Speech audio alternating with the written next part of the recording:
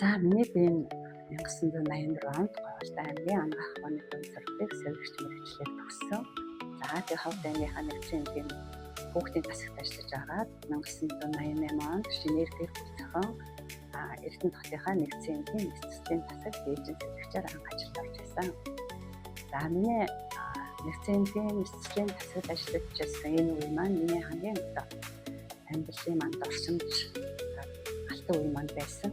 За би ээжийн сувилэгч, сэхний сувилэгч, хаалганы сувилэгчээр ажиллаж байсан.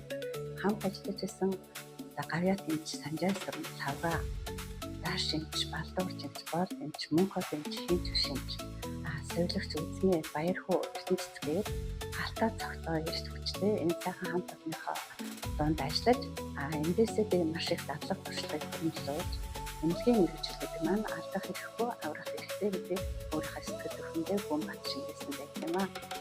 За тэгээд энэ их дадлага туршлага хамт олонноосоо суралцсан өөрийнхөө мэргэжлийнхаа үйл ажиллагааг одоо хүртэл үргэлжлүүлж авч яваа гээ.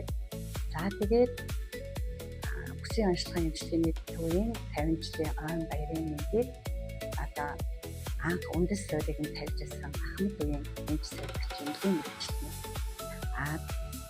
дунд үеийн Ахмад эмч сувилэгч эмнэлгийн мэргэжилтний одоо ажиллаж байгаа залуу эмч сувилэгч эмнэлгийн мэргэжилтнүүдтэй баярын мэнд хүргэж улам их амжилт гаргахыг хүсье.